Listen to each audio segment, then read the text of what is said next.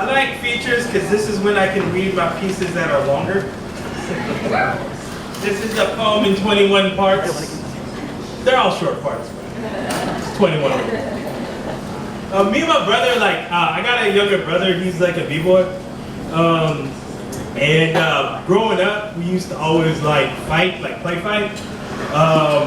And this kind of carried on until we got to our 20s and then our 30s. And it just still happens to this day. And what's really messed up is he decided to take Muay Thai about 10 years ago. He got really good at it. And I'm just most of the time now, I'm just stop, man. Because it hurts. I wrote a poem kind of about us.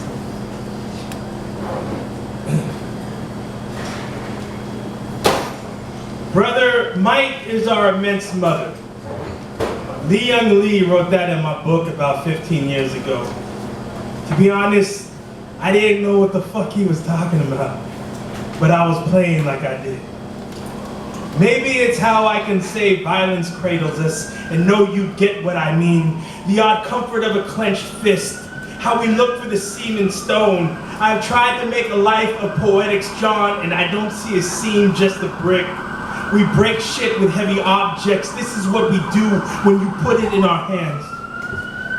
The mystic took one look at you and said, this one has 21 spirits watching over him. And I wonder if they've been watching over me too. If they've been there for every single mistake. If every time I could fall, they could only watch me pass through the impossible cushion of their arms. Do they only show themselves to you because I'm too afraid? They don't make this world for people who see like you do. What if I'm just too fond of this awful world already? What if this alone is too much to bear already? Maybe if I say enough, I'll get to become a memory inside of someone else. Maybe they'll care for me better than I've ever cared for myself. Maybe they'll say my name back to me, and it is with all the tenderness I have tried to learn and failed at learning. Maybe there will still be time to become something newer. The time isn't escaping, it's just shifting the lens a little. I'm much more mortal than I was the day before. I'd like to be a thought someday, a heavy one, something that gets slapped on the table and shudders the body of whoever it gets laid in front of. A year ago, we climbed the church tower in Zurich, Switzerland, and watched the city rustling under the frost. You had asked me how I was doing, which meant you were asking me about her. I told you I was good and the city looks beautiful from up here. I imagined you'd say how typical it would be of us Bayani men to not communicate completely. She's not wrong. I don't miss it. I miss being in love. I mistake that feeling for her sometimes. Maybe grief is not a singular emotion, but a system, not felt but experienced. We are beheld. I remember one summer, Ma forgot to pick you up from basketball practice. When we pulled up to the school, you came running at the car like you were sure you'd be lost forever. You taught me how long time feels when you are afraid, how slow it is when you are alone. I promised then I'd make sure you'd never feel abandoned again. But when that boy gave you your first hit of crack, I was somewhere else. When you were 3, one of our uncles in the Philippines kept calling to let us know Tatang had passed away. I couldn't understand what he was saying, so I kept hanging up the phone. When you were a baby, you got used to Nang speaking to you in Tagalog. The slow percussion of her speech, it is inherent in you. The words, all I got is this skin. This and everything it carries. You said the ghosts would haunt you at night. I don't believe in these things, but I believe you. Everywhere you go across the world, picking up new spirits, a creeping shadow from Tokyo, a wailing noise from Istanbul. Sometimes you tell me it is the nun's hand that wakes you. You know this because you say when you were a kid, She would run the back of her knuckles across your spine when you slept. I tell you that I know she watches me too. And I'm afraid one day I might see her. You tell me I can ask her to leave me alone. But John, I don't want it to. It was overhand right. I set it up with a few jabs to the body, had to switch up my stance because you favor kicks with your right leg and kept nailing me on the inside. I hit you in the shoulder and felt my wrist crumple on impact. I hit you hard enough to send you reeling towards the floor. My wrist, it still ain't right.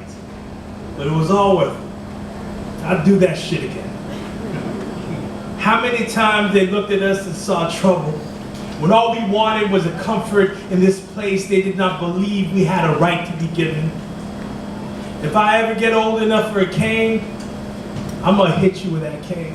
I'm not trying to get healthier. I'm just trying to get old enough to fight you as a senior citizen. I'm pretty sure I can still kick your ass. You work out every day of the week and then practice Muay Thai for 5 years. All I got are the poems I've written and the 8 hours of gym time I barely fit into the week. But when you come home, you want to drink wine with me. And it makes me want to punch you in the face. I tried looking up whether or not two brothers had ever fought each other in boxing.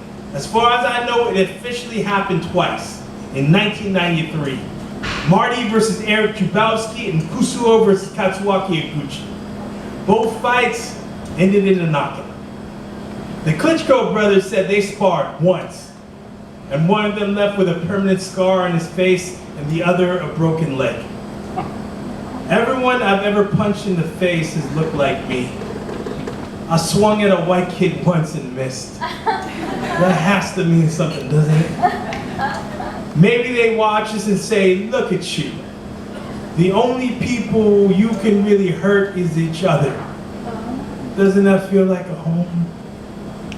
Often, there is a person trying to tell me something in the machine of them is broken. And what I hear is them telling me something in the machine of you will be broken too.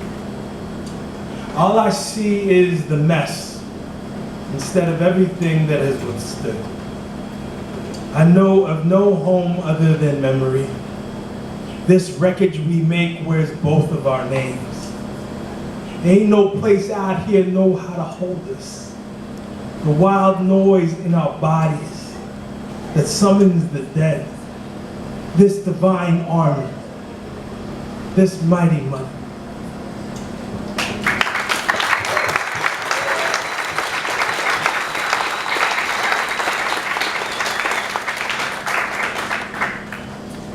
So this is my book, Locust.